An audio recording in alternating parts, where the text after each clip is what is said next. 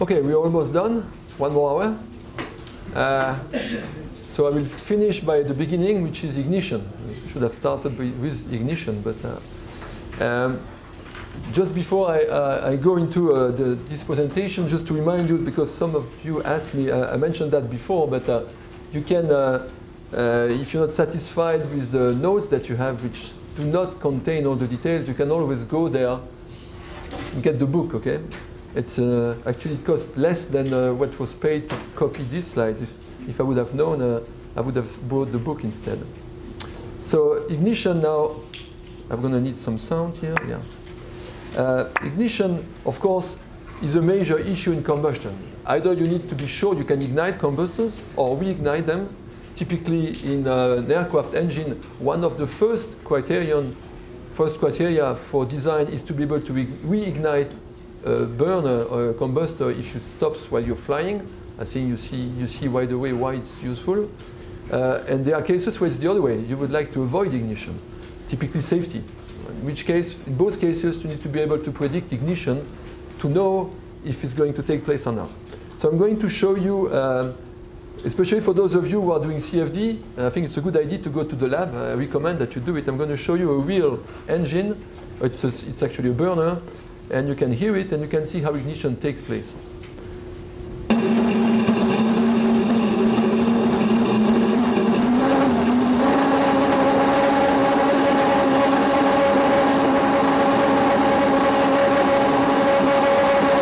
It's not fun, huh? If you want to do CFD, it's less noisy. So this is a typical burner where you inject fuel and air on the right side, and this is typically what you see when it's operating. Now I want to show you how you ignite it. The spark is located here, and you're going to see multiple spark events because this thing does not necessarily ignite right away.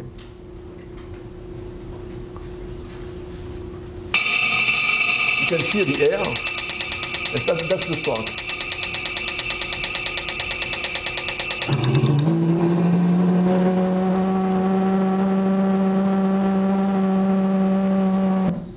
So the first thing you see is that you didn't get ignition right away, okay? If I play this guy again, you will hear a lot of sparks before it goes.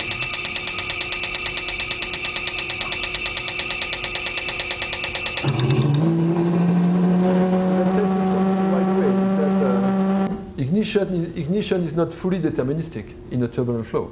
You might have to spark it multiple times before you really go. In a piston engine, normally, no, you should ignite at the first spark. But in a gas turbine, it's really clear that in most cases, you don't ignite like this right away. So the status today is that it happened recently in Europe. You can have a chamber which has wonderful efficiency, even in CO, NOx, soot, whatever, and then not be able to ignite it, or require too much energy. And that's, for rocket engines, for example, it's a problem. If the ignition system is too big, you just cannot carry it. So that's can be especially a problem on an aircraft, on an helicopter, and you need to make sure that the system that you have designed, you're going to be able to ignite it. A second problem can be what we call late ignition. Late ignition is typically what happens if you have a flame, or that happens in multiple burners actually. You start filling it with gas, and it does not ignite right away. You've done that probably in your oven, you know. You open the gas in the oven, it does not ignite. Eventually it will ignite, okay?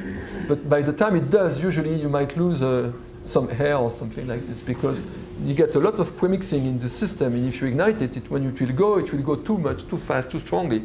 In a rocket engine, it's a big problem. If the ignition event is delayed, it means it's going to be violent. And it's violent, you're going to kill the engine. So, of course, there's another example of violent ignition I mentioned before. It's the ignition in a building where you have a leak of gas, and then you have an accidental explosion when you ignite at the end, and you have this flame propagation here, and that's, of course, very dangerous. You have to make the difference between ignition and flame stabilization. You can ignite a flame in a burner, and this flame might actually be thrown away of the burner, and then nothing happens.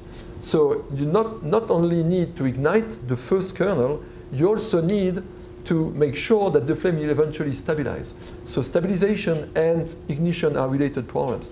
In a piston engine, it's not a problem. When you ignite, the flame cannot go anywhere. There's no outlet, okay? In a gas turbine, you can just have the flame be thrown out of the burner, and then it's gone.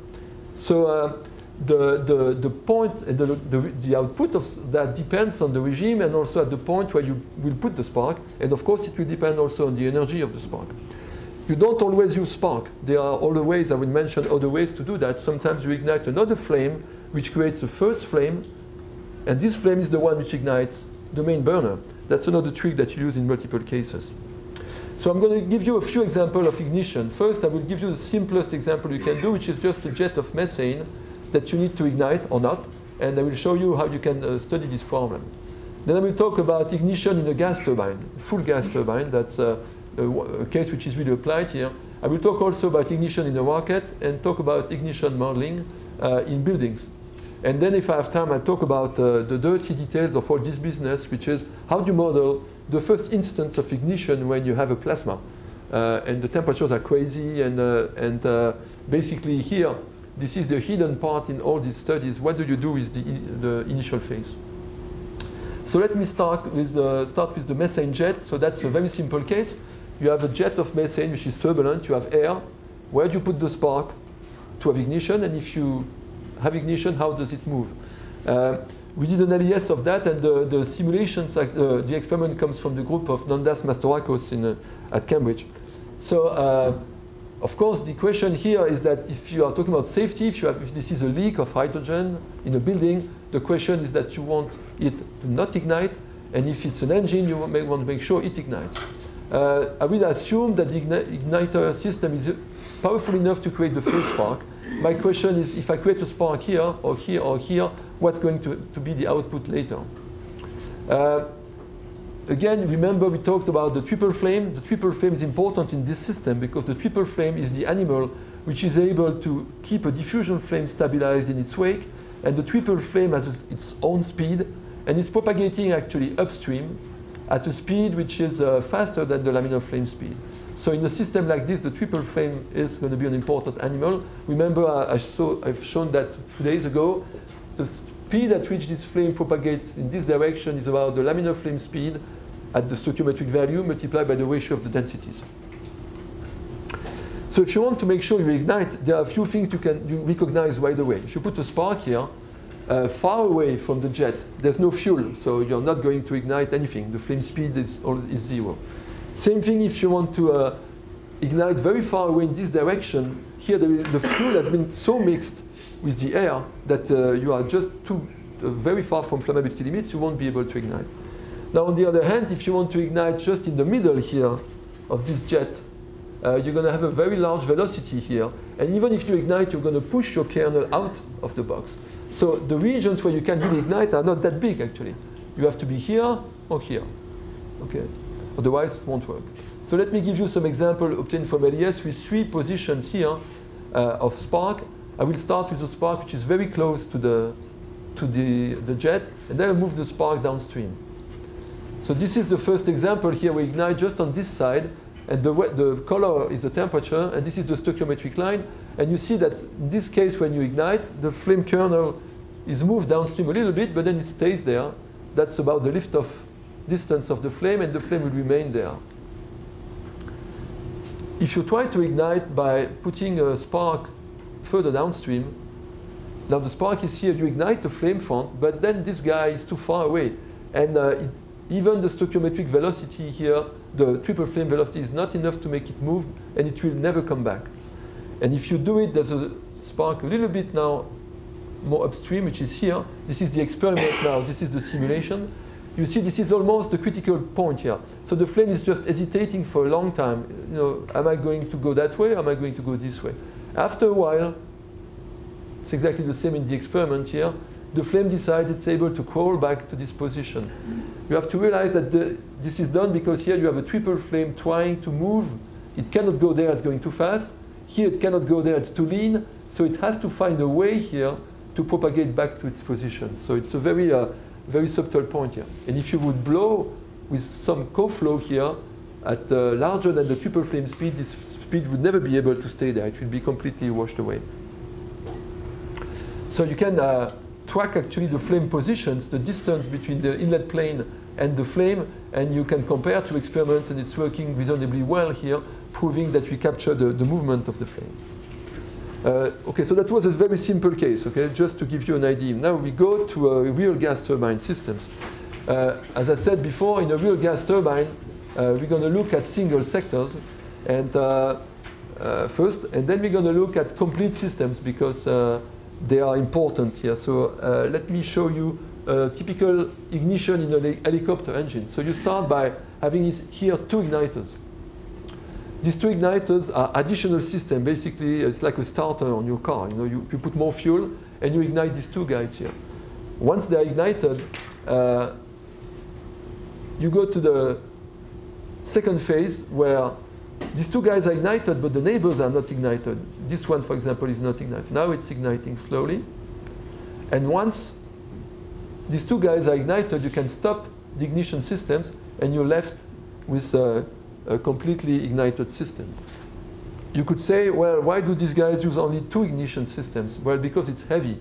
You don't want to have ignition system all over the burner. It's just too heavy. And they found out that with two, normally, you know, one, if it fails, dead. So two is a reasonable safety system. So in most engines for gas turbines, you will find two ignition systems. So as I said, it's a critical system for safety. You need to be able to light and to relight if needed. And if you go to high altitude, it's getting more and more difficult. And so typically an helicopter engine, you cannot ignite the engine if you go to a higher altitude than 4,000 meters typically. So if you stop the engine, you cannot restart it. It's, you can, of course, add more igniters. If you put more igniters, it's heavier. If it's heavier, you need to have a larger engine, and it's complicated. You don't need to go to an helicopter to do tests. You know, you can do tests here at home. Just to ignite, for example, burner for your coffee, you see right away that the flame propagation all around the burner like this does not take place in a simple way, okay? You have here the pilot flame, and you will see here the flame jumps here, goes all that. Not that simple. And in helicopter engines, what you find quite often is that you ignite these two guys here, and then the others don't. Just wait, they're not igniting. And in a helicopter engine, you don't have forever. You cannot wait forever. It has to ignite in a finite time. So it's a very delicate phase here. So there's no need for expensive tests, but expensive tests are taking place. For example, in France at the moment, you have quite a series of test cases performed on a series of injectors. Here you have 5 of them, and you can do the experiment of that. That's a direct view of the first kernel which is ignited on this burner with a spark. And then you see how the flame propagates to the neighbors and to the other guys here. And we are very we are interested. We want to compute this and to predict actually if this propagation takes place. An interesting question is, if I put them further away, when will this propagation stop from one burner to another? Because that's a design criterion in a real engine. If the burners are too far away, the propagation will not take place. You will have an ignited burner and a non-ignited burner. We do also a lot of simulation of that kind of flow. That's a simulation, an LES of the same flow. So we ignite at the same place, and you can see how the flame is propagating. Like always, it's always nicer with LES, you know. Doesn't mean it's good, huh? But we capture a lot of the things. We compare the speed at which this flame is propagating, etc. So the need to understand ignition now in multiple systems is really critical, and that's a big field of investigation at the moment. So it seems we can predict ignition in a simple jet. What about real systems now? I want to show you first the ignition which is used in helicopter engines. In an helicopter engine, you have typically air plus kerosene injected here, another one here, and here you have a second chamber which you ignite first, and which is blowing burn gases here. So it's like a small torch if you want. You cannot ignite directly in the chamber, it's too turbulent. So a good solution is to have here a jet of hot gases. So from a scientific point of view, it's a simple problem. I am blowing here kerosene and air. Here it's hot. Is it going to ignite or not? Well, it's not obvious. The answer to this problem is not obvious, and I want to show you a few examples. The first example of computation you can do here is to say, let's assume I am very rich and I'm able to put one igniter for each injection system. That we don't do that in engines, but this has a nice advantage from a computational point of view. If you do it, you can do a periodic system. That means you can compute only from here to there and see if this thing will ignite. We did that for a real geometry. That's a turbomeca engine here where you inject kerosene. You need a model for two-phase flow here, plus air. And here you will see we have two jets of hot gases. And the question is that going to ignite or not? Well, in this case, it does not ignite. You can see temperature here. Here you don't see it, but you get the droplets and all the turbulent flow, and it doesn't care. Basically, there's not enough heat coming back to this point to heat up the whole thing. And as you know, in combustion, if you're cold, you don't go anywhere. You need to go beyond a certain threshold. So what we did is we put more fuel, more hot gases here by having a bigger jet. And you see now this bigger jet takes a while, but it's bringing some hot gases here slowly. And so we're heating the droplets slowly. And at some point, you will see combustion starting here. It takes a while before really it gets going. We are 24 milliseconds now. And you can see combustion starting now. And now it's really going. You recognize here the shape of the flame we have discussed yesterday here. And finally, you are able to stop the injection system and you end up with a stabilized flame. The time it takes, as you can see, is long. And it's not guaranteed that you will do it. In other words, it's not sufficient to blow hot gases in a reaction chamber to make sure it will ignite. It's not guaranteed. So you can look at it also from this point of view here. These blue zones are the hot speed region created by the swirler. And here you can see temperature. This is the hot gases on both sides, the two injectors. This is the dilution jet. And you see it takes a while before someone is able to come from here to there. You will see it in a few seconds. You see, yep, it's coming, not yet. OK, now it's going to ignite. And you can see also how turbulent the whole process is. It's difficult even to think of simple theory to do that. It's really chamber dependent. It's condition dependent. And that's the problem of engine manufacturers, to try to guess how the system will behave. This is what they want to have at the end, OK? A stabilized flame with dilution jets. That's where you want to go. The question is, can your system make sure that this will work? OK, so as we just saw, we need a minimum flow rate.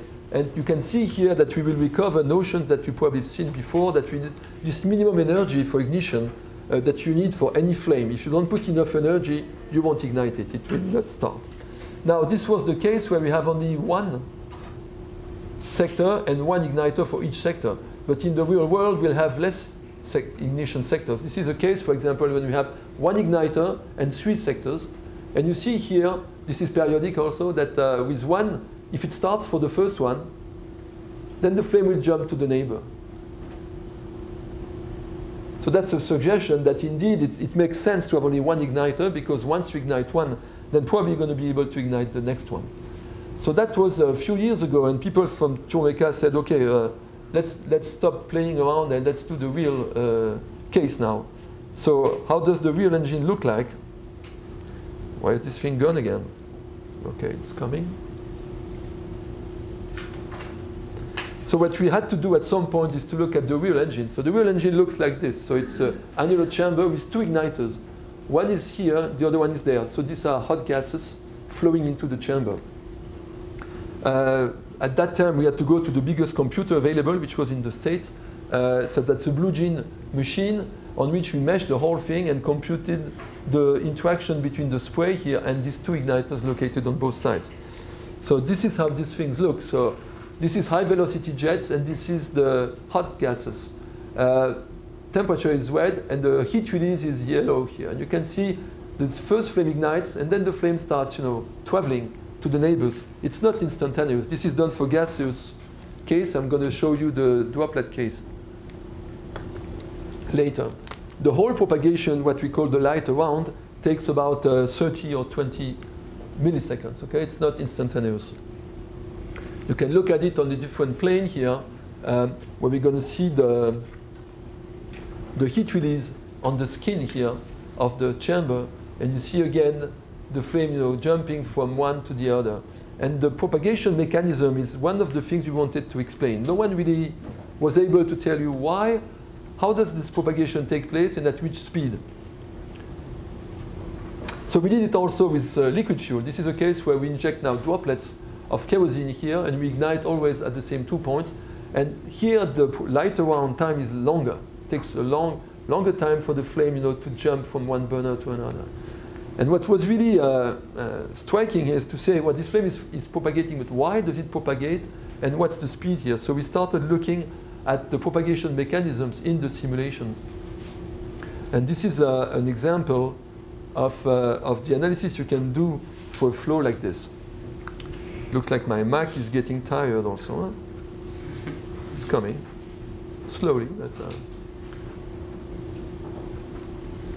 okay, same thing here. You're looking at the velocity field, and this is the temperature, and this is the isosurface here of hot gases. You can see it propagating on both directions. And what we did actually is to start looking at what we call the propagation of the leading points here. If you take your engine and put it on a flat plate like this, you have the two igniters here, and you see how the flame propagates in both directions. And you can actually zoom at this point here, and this is what we call the leading point. Here, this is the point which is propagating, the fastest point propagating in this direction. This point, actually, you can visualize it here. This time you're going to be traveling with the flow. This is the first injection of hot gases, and we're going to be following its trajectory. So this is hot, this is cold. And now we're traveling with the flame now. And you can see the flame follows very strange ways. It's traveling not here, it's following here this zone, and it's actually following the swirl to move from one burner to another. And it's going to meet, of course, at the end, it's going to meet the flame which did it the other way. And then everything is ignited. So you can track the position of the leading point versus time. So you see the leading point for this flame starts here, and this is the trajectory followed by this leading point, very close to the burners. And it's always this mystery when the flame is here, it's able to propagate, follow to the next point, etc. You can measure the speed here. And the speed is amazing. The speed at which the whole process takes place is about 20 to 25 meters per second as a function of the angle. Now remember, the flame speed here is about 60 centimeters per second. So it means that to go to 25, you have to find an explanation. One explanation, of course, we mentioned that 2 days ago, is turbulence. Turbulence enables you to go faster. But we have models for that, and we see that this is not the main explanation. The main explanation is dilatation here. We are back to something I said a few days ago. If you look at the propagation speed of a simple sphere like this, it's not propagating at the flame speed, it's propagating at a speed which is the flame speed multiplied by the ratio of density. And this is also what's happening here. This is also interesting. It's useful to look a little bit at theory before you compute these things. What we see here, this point actually here really looks like this part of the flame. It's pushed in all directions by the expansion of the flow. And that's really what enables this thing to go fast. And that has also another implication. It means that if you, for example, change the outlet here of the burner, the flame would not be able to go that way. It will propagate faster in the other way. So that's a very useful property here, that you can see that dilatation is really what drives the flame propagation in this system. Okay, people have been getting more and more interested in that. I just want to show you a very nice experiment which was done in Paris recently to look at the same problem. This is the M2C annular rig, a very nice rig which is fully transparent. So you have, I don't know, I think there are 15 burners here, and they have this very nice annular chamber which is fully quartz, expensive quartz, I can tell you. And you can visualize the flames here when they are ignited, and I want to show you an ignition phase. Here on the right side, you will see it better after the first ignition. They ignite with one igniter, and you can see how the flame develops. And we are computing this thing right now to see exactly how fast it propagates and when it will stop propagating. The annular chambers are kind of very nice. I mean, I'm surprised no one is doing it in the States at the moment. We got 3 experiments like this in Europe, and they're a lot of fun to work with. Very nice pictures. I like pictures. So let me talk about rockets now, and violent event in rockets. The typical configuration for rockets is the following. You have an engine when you inject H2 and O2, and it's a closed box because it has a nozzle at the outlet, and here you're going to put a spark. And when you spark this thing, depending on how the mixing has been done, you can have a very violent event in this system. And the idea was, can you compute that? As soon as you talk about a system like this, you realize that the problem is not only about ignition, it's what we call an ignition sequence, which depends also on how you fill your box. The way it's done experimentally, first thing you see it far away, okay, about 100 meters away, because this is hydrogen oxygen, and they have vaporized the building once already in Germany. So you purge everything with nitrogen, then you start injecting hydrogen, then you start injecting oxygen, and then you ignite. The way you do that changes the result. You cannot talk about the ignition here if you don't decide first how long you wait between this point to this point, and what's the sequence for the mixing. That means if you want to do the LES, you cannot start the LES here. You have to start the LES here to compute what we call the ignition sequence, the complete ignition sequence. This is the results of the ignition in the system from the experiment. The pressure goes up from about 1 bar to 10 bars and then comes back to its value. So at 10 bars, okay, what we want to know is the value here, because the chamber has to be able to resist to this value, otherwise you're dead. So you do a reactive computation of that. You compute the mixing sequence and then the ignition. This is the mesh you need to use. You compute here the choke nozzle, because it's going to be choking. You need a compressible code to do that. And that's just a view of the flow field at the moment where you're going to spark this system. You have a very large recirculation zone, obviously, because the only place where you can leave this box is here. And this is the equivalence ratio. Of course, this thing is not premixed when you spark it. You still have injection here of oxygen and hydrogen, so the equivalence ratio depends on where you spark this thing. You have to spark it at the right location if you want it to ignite. When you spark it, you get this kind of behavior. This is the flame front, this is the pressure. You get a very large pressure, and a very specific point in these systems that a lot of the combustion takes place at the walls, actually. It's the same in an engine. Just because of dilatation, you are pushing away the fresh gases to the wall. And so most of the combustion takes place at the wall, and we are back to what I was discussing before. Wall-flame interaction is important in a system like this. So you're able to get, this is LES compared to experiment. It works really well. And you can even compare the flame shapes. This is the experiment near the spark here, and this is the LES. And you see you capture most of the action in this system. So that's kind of a neat result. Except now we need to do it for supercritical flows, and that was an easy case where you get only gaseous hydrogen and oxygen. Okay, let me go to ignition in buildings now. I've touched this topic before. Just to remind you, we are interested in this problem for obvious reasons. And the question which we are after is really what is the overpressure during an explosion. Can be a deflagration, can be a detonation. The main issue is what will be the pressure at the end, or the maximum pressure, let's say. If you get a few millibars, the building will be okay. If you get a detonation, you get 10 bars, then the building will be gone like here. So there are solutions to avoid that. First thing, you can avoid to have any leak. But as I said, probably also Monday, if you take most of the refineries, if you look at the probability of having a leak in one of the systems, you multiply it by the number of valves you have, you are sure it's leaking somewhere. There's always a leak in a refinery somewhere. So you have to think that you might have to face the point that there is a building with gas inside. So if there is a leak, what you can do is to add an inhibitor to prevent the flame from propagating or to damp it and make sure that this inhibition product does not kill the people. Or you can design buildings which do not lead to large overpressure. And that's the path which has been followed for a long time. Now we start working on that too. I want to talk only about that here. And in terms of scientific issues, it's kind of nice because it's a very simple device, which we call venting chamber. It's a closed box except at one end, where we ignite the flame and we put obstacles and we look at the flame propagation. There are, in the literature, all kinds of venting chamber. I'm going to talk about one specific one. The reason we are interested also in this problem is that there are many common things between this system and turbulent flames. One of the things which is common, of course, is we use the same code, the same models, the same chemistry. So it's a good test case for us. And it's even a better test case because in this question here, in venting chambers, the initial condition is absolutely clean. It's no flow. U equals 0 everywhere. In all these systems here, you always have to worry about initial turbulence level, initialization. Here, no problem. Everything is 0 at time equal to 0. So that's a very nice initial condition. And this is the one we're going to compute now. The other thing we did, actually, this is an interesting thing. You talk to people who have money. That's typical people building gas turbines. And then you talk to people who have a lot of money. That's oil companies. So when we were computing this thing with Total in France, we were computing the Massery experiment. It's 25 centimeters long.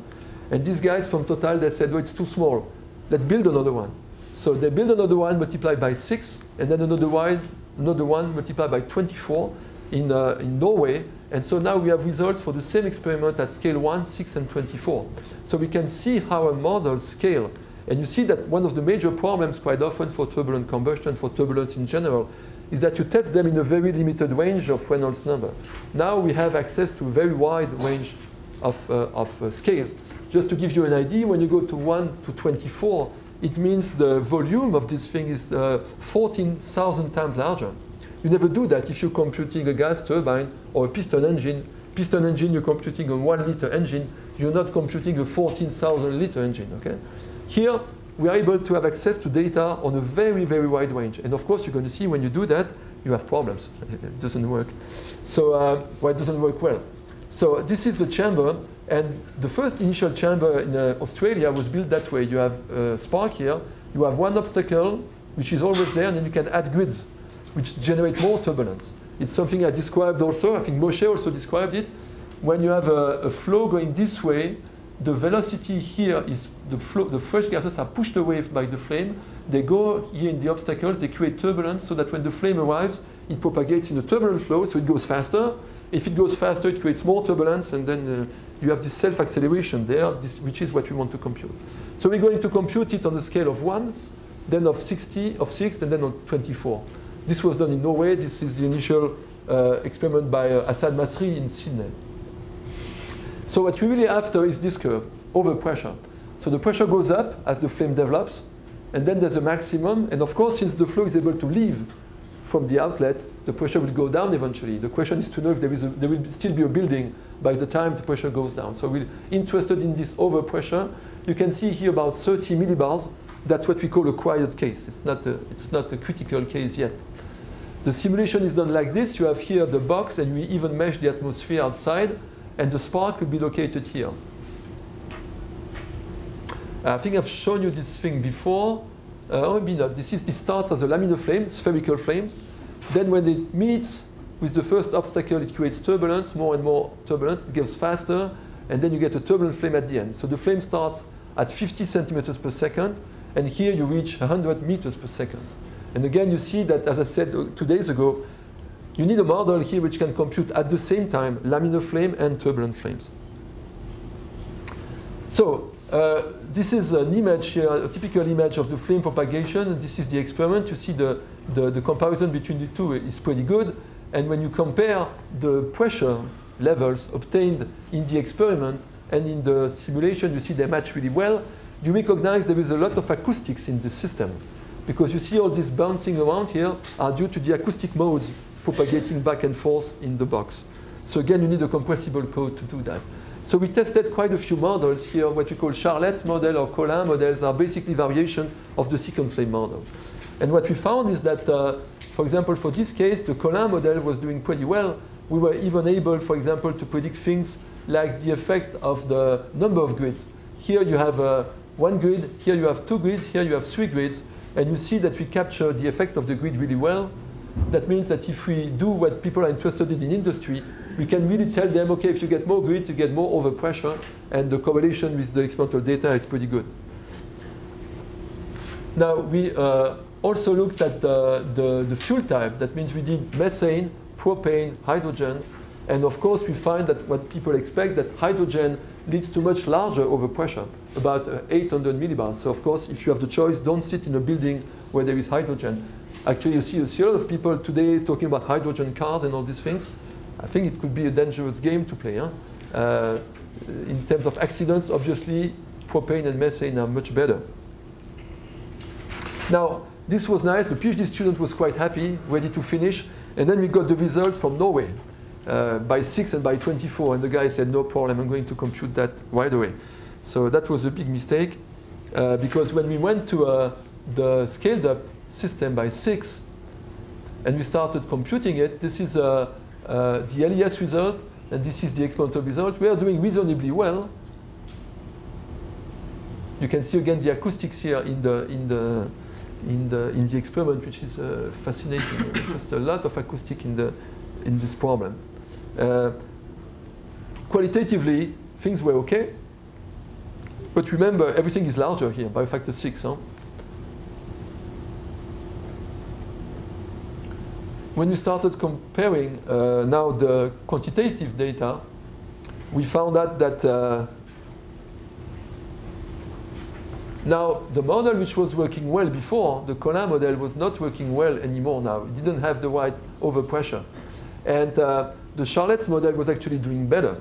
And that's a usual problem in the field of turbulent combustion. If you change the scale by a large number, you might find out that your model was tuned correctly on this kind of size, but not tuned for other sizes. And that's exactly what you see here. And what we're doing at the moment, now we are going to what we call fully dynamic models. Probably those of you who have heard about the dynamic Smagorinsky model for flows know what I'm talking about. It's a model where the coefficients change also dynamically. That means you adjust the coefficient for each case. And this is what you have to do now. And we realize that only because we were able to go to larger scales. If you would have stayed with the same scale, we wouldn't have this problem. There's another path also that some people start arguing in the field of turbulent combustion and say, stop worrying about models, do everything is DNS. Of course, if you resolve everything, you won't have a problem. This is also what we do at the same time. When the scale is not too large, you can even imagine doing a DNS of this flow. This is what we do now in the InSight project in collaboration with Argonne. We have here a simulation with 1 billion cells. So you can see the laminar flame initially. Here you see the turbulent viscosity, and you see you have points here, lots of points. And when you get in the interaction zone, you get these very nice results. And the point here is that the models that you're going to write are still as bad as they were on the other mesh. But since you have more points, you are actually modeling a smaller part of the spectrum, and you capture a larger part of the spectrum. And since you capture more and you model less, the result overall is better. Doesn't mean the model is better, it just means that the model has a smaller influence. And again, if you come back to WANS, this is why we think that WANS is not good, is because in WANS everything is modeled. In LES, and especially in DNS, since you model less things, it's easier. It's somehow more precise. Okay, let me finish with something I didn't think I would have time to do, but I think it's interesting for you. It's spark modeling. All the simulations I've shown were performed with some model for the spark. I think it's fair to come back to this question and to talk about how do you model ignition in practice. Well, in practice, there are two things you really use in complicated cases for sparking. It's either a spark or a laser. In the two cases, we don't really have models for that. It's clear. We just don't have someone who has a clear model for that one. One of the reasons for this is that the ignition phase here, the few nanoseconds initially, are characterized by a spark, which leads to plasma, which leads to temperature which are amazingly high, and we don't really know what's going on. So what most people do is to say, I don't want to know what's happening during these nanoseconds. I will just look at what's happening after 1 microsecond. And if I have the right energy deposition, I should be fine. If you look at a plot like this, where you look at the voltage and the current going through a spark, you will see actually, this is 10 to the minus 9, minus 6, minus 3. You have a different phase here. A long phase is what we call the glow phase, but initially you have a very high energy during very small time. And the question is, can we forget about it or not? Well, for 3D codes, you decide that yes, you can forget it. And you just throw it away and you say, I'm just going to deposit the same energy as the real spark, but in a fixed time and a longer time. And so you deposit energy with any kind of scheme, you say it's a sphere, you forget about the details of the spark, and this is something you can put in your code, and it will give you ignition. The question is, which kind of ignition will you get? This is a typical example in 1D. This is the spark, and here you have the temperature. You see the small flames propagating here. That's the shock wave, actually. And then you have the real ignition here. And you can see the two flames propagating on both sides here. And this is the kind of ignition you can do in a code, in a 3D code, if you forget that you didn't really resolve the plasma phase initially. The only thing you did is to add energy in your energy equation here, and that's all which is done. And that's a little bit, you know, it gives nice films, nice movies. It may be a little bit too approximative for what you want to do. One of the reasons for that is we have all kinds of questions. Do we need really to model the plasma phase? That's an open question. It would be fair to say, do we know how to model the plasma phase? Well, the question is we don't know. So since we cannot do it, we just decide we don't have to do it, which is not exactly the same thing, okay? Do we need to model the electrical circuit? That's also an interesting question. It plays a big role here. How much energy is lost to the electrodes? That's really a fascinating problem. People will say what's arriving within in the flow is between 10% and 40%. The 10% comes from an old paper of Mali, who was working for Mercedes. He said, oh, it must be like 10%, but maybe it's 20. Obviously, you see that in your code, you use 10 or you use 20, you're not going to get the same results.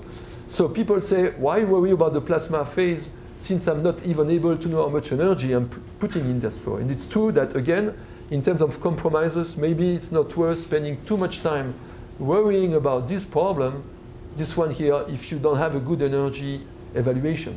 So what people are doing now in the lab, instead of igniting with sparks, they ignite with a laser. And with the laser, you're able to look at how much energy is really lost in your system. And you can really say how much energy really goes into the gas. So that's probably the first thing to do, not look at spark, but look at laser ignition. You use a spark also. In a real sparking system, you can have more than one discharge. You can have more than one spark. And the spark itself can have a strange shape. You know, it doesn't have to be straight like this. It can have all kinds of funny shapes, especially if you have a mean flow. There is interaction between the spark position and the mean flow. So we try to avoid, you know, thinking about that, but it's there. Minimum ignition energy, probably you have heard about that. We know that if you want to start a flame, you need to put at least enough energy so that you can have two flame fronts back to back so that they have a chance to propagate. Otherwise, the temperature will drop again and you will be gone. So you can estimate the ignition energy just by saying you must put enough energies to have a sphere of size equal to the flame thickness where the temperature has gone from T1 to T2, the adiabatic flame temperature. You look at these estimates, you find about 1 millijoule in typical flames.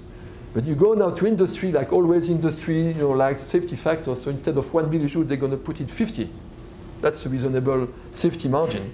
And when you measure actually what you need in an experiment as ignition energy, you have here the typical numbers. You see indeed that you can have of the order of 2 or 3, but if you are lean, you need to put much more. And most sparks actually are going to use a lot of energy. The reason for that, as I mentioned, is that the losses are huge.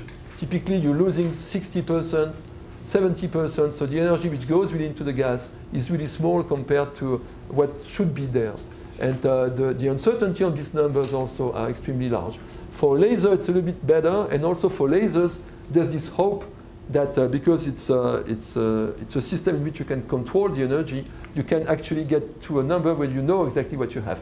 In a spark, the problem is that a lot of the energy of the spark goes straight back to the electrodes, and you cannot measure that. It's just impossible.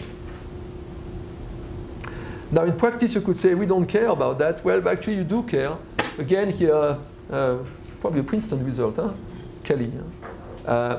You plot here the radius of a flame depending on the ignition energy, and you see that it depends on the ignition energy. You could say if the ignition energy doesn't play a role, I can plug any ignition energy, but no, it does affect the flame even after a certain time. Certain time being a question to define here.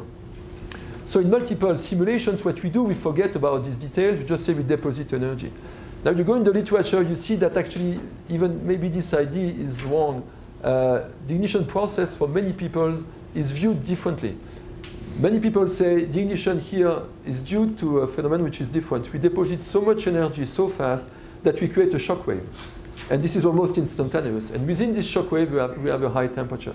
So it's not as if you would deposit energy slowly. It's really a shock wave that you need to model. Modeling a shock wave of this size in a 3D code is going to be very difficult. Because what we do today in a 3D code is that we deposit energy slowly so that the temperature does not go too large. typically 2500 K, because we know that if you go to high temperature, most codes stop at 5000 K. Plasma is much more than that. We try to avoid that. So in other words, we're doing something completely unphysical here just because the code cannot handle it. We can't go to 20,000. So we just slow down the energy deposition.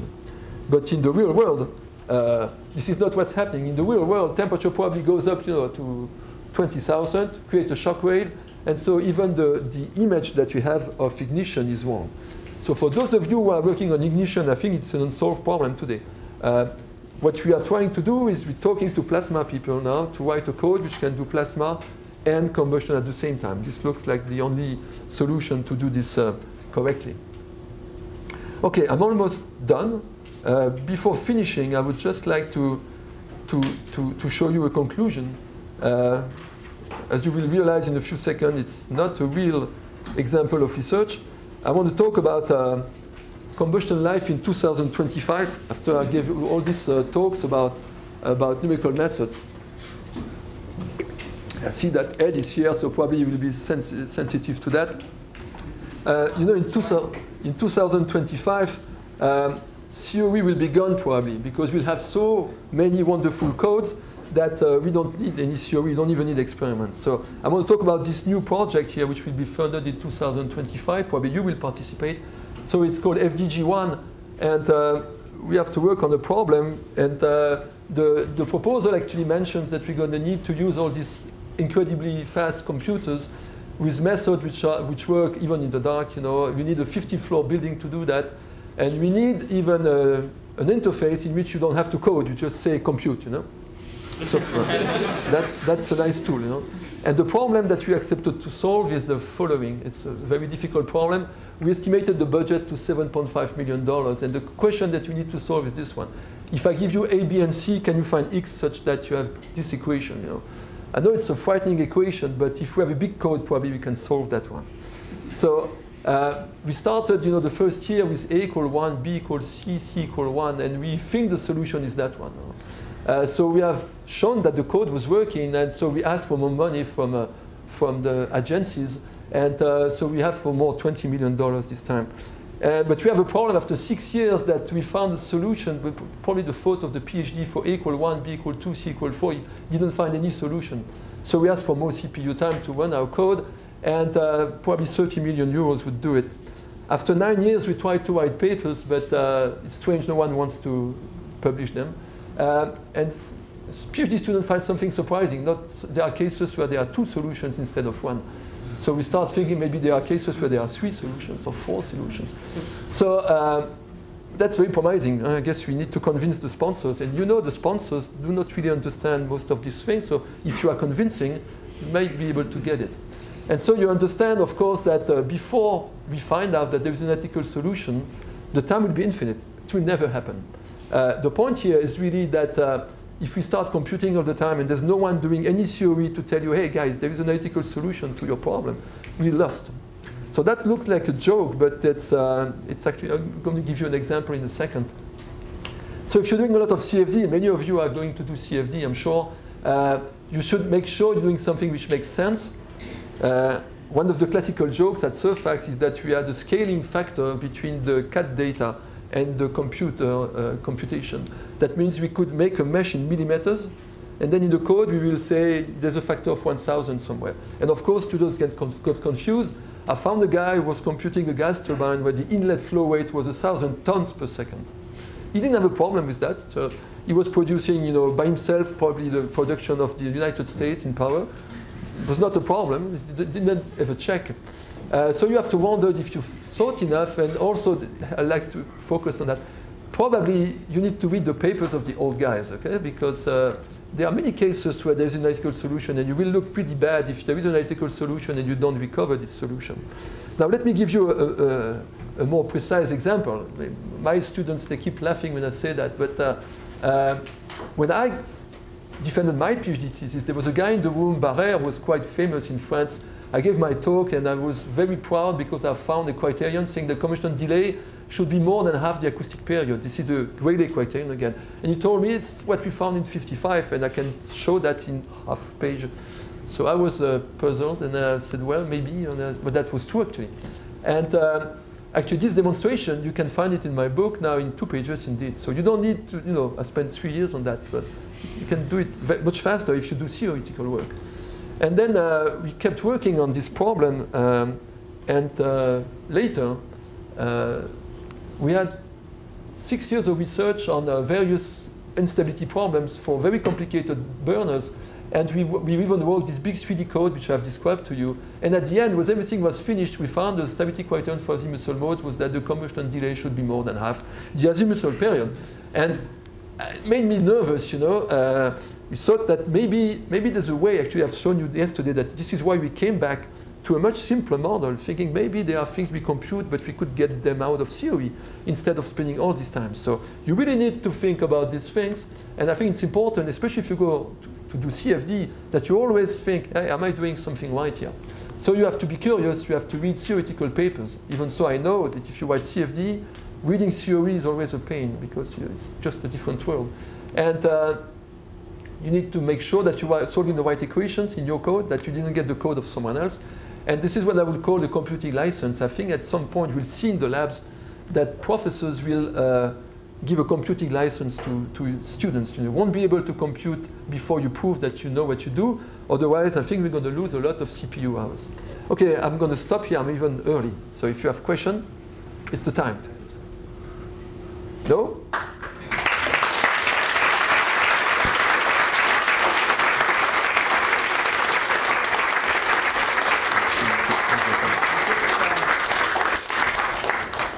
You guys are as impressed as I have been with our lecturer. But you can see this 5 days. I wish I could sit here all the time. I've been in and out, but whenever I come in, even for a little while, I get benefited. But you can see that there's a computation, there's also the experiment, and also the warning for you have to know the theory. And the physical insights and all that, it's just overwhelming to me. I'm just feel so happy because we resonate. I can know exactly why he was putting all this down, and I want to encourage you guys to also think, and whatever you have to, the mathematics, the computation, the experiment, they're all together, and it's the physics that commands the problem. And again, also, what Dr. Ponceau emphasized, don't just do the calculation, you have to think, you have to know the theory, okay? Don't blind, otherwise you become a technician, computational technician. And it's no fun, okay? When you get the theory, then you can really understand it, then you get pleasure out of it, right? Dr. Ponceau, that's I agree. But you are, again, you guys are so lucky you got the benefit of one of the top minds in combustion here. So let's thank him again.